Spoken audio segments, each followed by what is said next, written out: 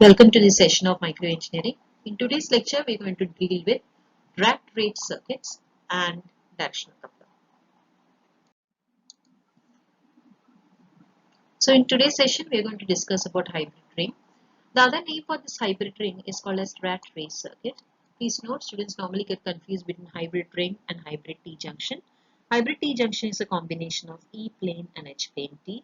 Hybrid ring over here has got a property that whenever signal enters from port 1, signal will be present always in adjacent ports. But please note, signal will never be present in diagonally opposite port. That is a function of a hybrid ring. The total circumference of hybrid ring is found to be, over here it's given 3 lambda g by 4, and down also it is going to be 3 lambda g by 4. You can see 3 ports, that is 1, 2 and third ports. 3 ports are placed at the distance of lambda g by 4 from each other. If you add them together, it becomes 3 lambda g by 4. So total circumference becomes 3 lambda g by 4 plus 3 lambda g by 4 becomes 6 lambda g by 4. So total circumference is 1.5 times of lambda g. Now, as the property says that when signal enters from port 1, signal will be present in port 4, port 2, in adjacent ports, but not in diagonally opposite port. How does it occur? Now let us go into the functions of it. It's very simple. Now, I hope you know that for a power to present or for the signal to be present, according to the path difference, the path difference should be always constructive. We have a concept of constructive interferences and destructive interferences. Same concept they are going to. We are going to follow some physics law over here. Now suppose I'm going to allow the signal to enter from port 1. The signal travels a distance of 3 lambda g by 4 in this direction. So this direction is called as anti-clockwise direction. And what happens over here? Again, signal travels a distance of 3 lambda g by 4 to reach port 4. Am I right? In clockwise direction. So path difference between both the waves is how much? 3 lambda g by 4. And here also 3 lambda g by 4. Path difference between both the wave is 0. Power will be present in port 4. What happens in port 3? Can we check it out? Help me out. When signal enters from port 1, the signal travels a distance of 3 lambda g by 4 to reach till port 4. What happens over here? It travels an additional distance of lambda g by 4. So how much is the distance now total? 3 lambda g by 4 plus lambda g by 4. Answer becomes lambda g. Whereas in clockwise direction, it travels a distance of lambda g by 2. Am I clear? So lambda g minus lambda g by 2, the path difference between the wave is lambda g by 2. It is a 90 degrees phase difference. So what happens? What do? Signal is not present. Signal is not present. What happens in port 2? Till here it is lambda g. Again a distance of lambda g plus lambda g by 4. Please note we take it as lambda g by 4 only over here. Why? Because maximum maximum is lambda. Maximum is lambda. So to this lambda, when you say that one more lambda by 2 is added, it becomes another lambda by 2 signal only. For example, if I say in origin, maybe quadrant, it will be easy. Suppose 0 to 90, everybody knows 90. So 0 to, this is 0. So 0 to 90, 90 to 180, 180 to 270, 270 to 360. Yes. If somebody comes and asks you to plot 450, what will you do? 450 minus 360, that is again 90. You will just plot this much. You will not take full axis again. Same way I am saying, whenever signal is traveling from port 1, reach till port 3, already lambda g is over. Plus lambda g by 4 will be not 5 lambda g by 4. It will be again lambda g by 4. Here also in clockwise direction it is lambda g by 4. Path difference between the wave is 0. Power is present in the signal. That is why we say hybrid ring always allow the signal to present in adjacent ports, not in diametrically opposite. Accordingly, they have done, you can see over here, it is very simple S matrix. I hope you will be able to solve. All the diagonal matrix are again 0, right? Assuming ports are matched, S11, S22, S33, S44. And then you can see S13, can I say over here? S13 is 0. S13 is 0. Am I right? Why S13 is 0? Because that's a property. S13 will be always 0. That is why it is taken. Since S13 is 0, what will be 0? S31 is also 0. Everybody. Did you get this point clear? S13 is 0, S31 because reciprocal is also equal to 0. Am I clear? What is written over here? What is this value? S24. S24 means what? S24 means suppose signal is entering, I'll use some other color. Suppose signal is entering to port 2. Signal will be present in 3 and 1. Signal will not be present in 4. I hope you understood now. So S24 will be 0 and S42 will be also 0. S24 will be also 0 and S42 is also 0. Are you all able to understand S matrix now? Yes. I hope this is how we apply S matrix to a component. I hope hybrid ring is clear for you all. In this session, we are going to discuss directional coupler. Another important concepts. These directional couplers are also present in our laboratory. This is considered to be the most longest equipment in our labs. Actually, the most lengthy equipment. We will be showing you these things in our labs when you are coming to college. Now, in this case, in directional coupler, the speciality is that two waveguides together are coupled to each other. You can see primary waveguide written. This is port 1 and port 2, right? Primary waveguide and the secondary waveguides, they are all coupled to each other by drilling two holes in between. And the distance between the hole, we always take it as lambda by 4 students. Lambda by 4 students. Now let us understand the property of this. And you can help me in finding out the properties. Now at the end, we will write down the property. Let us find out what happens when the wave is propagated. When power enters or signal enters from port 1, it travels a distance of lambda by 4 to reach port 2. Agreed? When signal tries to enter from this side, students, when it is going up, again the distance travelled by the wave we consider to be lambda by 4 only, because these two holes, just for your purpose, we have magnified and showed it to you. Otherwise, distance between these two holes are going to be very minimal. We do not care about it. This distance, whenever wave is propagating through this direction, this is important for us.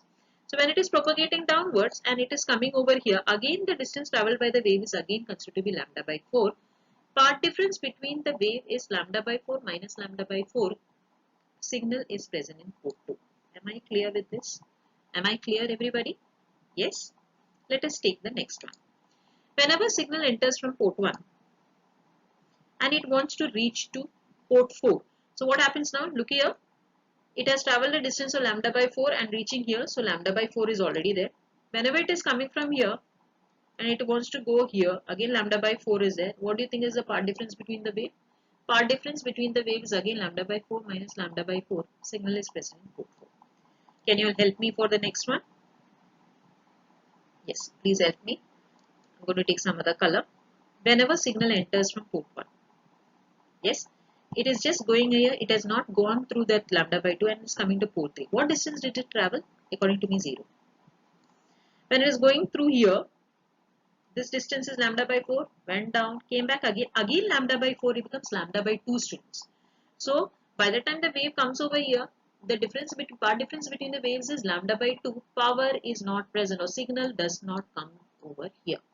So in short, what does directional coupler do is that directional coupler allows the power to be coupled from port 1 to port 2. A small amount of power in port 4. Actually, in reality, in practical sense, you will never get too much amount of power in port 4 students. A port 4, less power, but power is present. And at port 3, you will never get power. You will never get power, right? So, whenever signal is fed to port 1, power will be present in 2 and 4, but never in 3. So, in S matrix, what will you write? Can you all just try over here? So, in S matrix, S13 and S31 will be always 0. Am I clear with this concept? S13 and S31 will be always 0 and same. Am I clear, everybody? Yes.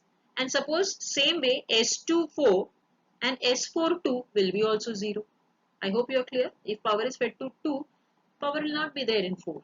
Neither 4 and 2. Right? S24 and 42 will be 0. I hope you got an idea about the coupler. Yes. The properties of directional coupler is normally given by coupling factor as well as directivity. Coupling factor is given as 10 log of P1 to P4. What is P1? What is P1? It's an incident power, and P1 to P4, right? So, coupling factor gives you an idea how much amount of power is been coupled from P1 to P4. And what is directivity? 10 log of P4 10 log of P4 upon P3. Can I ask you, if power is instead P1, what is the value of P3?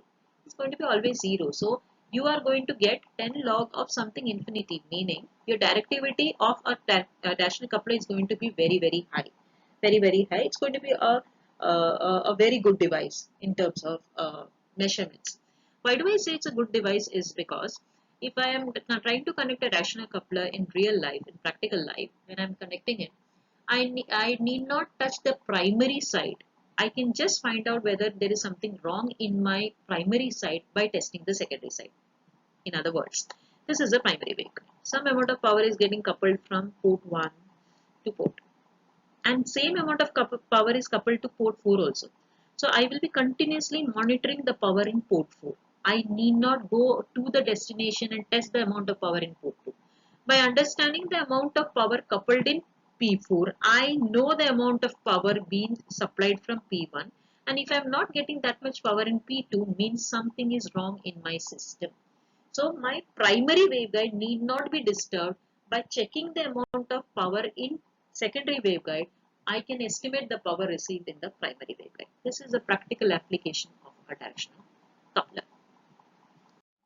We all know the S matrix of a directional coupler. While explaining the properties of directional coupler, we try to find out the S matrix. This is called as reduced S matrix of a directional coupler. It's a very simple thing. Normally, we write down S matrix directly. If something is 0, we directly write down 0. And other parameters, we directly write in terms of S11, S13, something like that. We do not designate them by some variables. In reduced S matrix, what we do is that we are going to designate them or give some variable names to it. Let us see it. So what we do over here is that we are first assuming that all the ports are matched. I hope you know that. All diagonal elements are matched over here. There is no reflection from each and every port.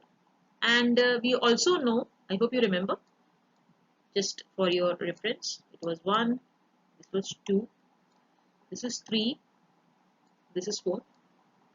What will happen here? When power is entered from P1, no power in 3, right? So S13 and S31 has to be 0. Am I clear? S13, S31, 0. S24 and S42 can be also 0. Am I right? This I had explained in the earlier slide. So these parameters are 0. Now I'm going to apply the properties of S matrix. 0 property, unity property. I'm going to apply those properties. So when I'm applying that property, what is 0 property? 0 property means when you are going to multiply with the neighboring components, those components, the final value is going to be 0. When the elements are going to be multiplied with itself, then it's going to be always unity. So we are applying the 0 property over here. S12 into S14 conjugate. S32 into S34 conjugate. Okay, that is equal to 0. Similar line, can I say S21 into S23 conjugate? S41 into S43 conjugate is also equal to 0. You can see that. They have taken it to be 0. Now, same way, I can write the unity property also. How do I write the unity property? Do you recollect? How do I write the unity property? Why am I writing unity property over here? S11 was not there. S12 was there. If you recollect, S12 was there. S0. I'm just writing the first one. So it will become easier for you to recollect what we are doing over here. First row I'm writing. So it becomes easier. Alright. According to the unity property, खुद से multiply, it is always 1. So S12 into S12 conjugate plus S14 into S14 conjugate is equal to 1. Same way they have done for all the 4 rows. After doing for all the 4 rows, we came to the equation that we came to take the mod because we are taking conjugate. So when we taking the mod, we come to an equation that S12, S14 will be equal to S32, S34 because right hand side is either 0 or 1. So they can be equated together. According to reciprocal property, S12 is equal to S21, S14 equal to S41. This you know, this is reciprocal properties. From this, you come to a conclusion that S12, just change the color maybe, S12 becomes equal to S34. And this part, where these two are becoming equal, I am just going to put one variable. Some books give it as alpha. That is also fine. Similarly, other two terms, I can use blue, light blue. Other two terms, I am taking it as Other two terms we will be taking it as JQ. See, I have taken JQ. Some books take it as J beta. We know at the end of the day it is going to be P. Just we have substituted. Don't worry about this. There's nothing to worry about. So we are just going to take P into S23 conjugate plus S41, right? Now this is nothing but from where do I get it? I'm just substituting these equations here. When I'm going to substitute now, I'll get this equation as this S12, this S21 has become your S21. See over here. This became P. I substituted over here P. This is S23 conjugate as it is remaining, just kept it there, plus S41 as it is remaining. S43 conjugate has come out as S12 actually. That is why it has come as P. See, you have written over here.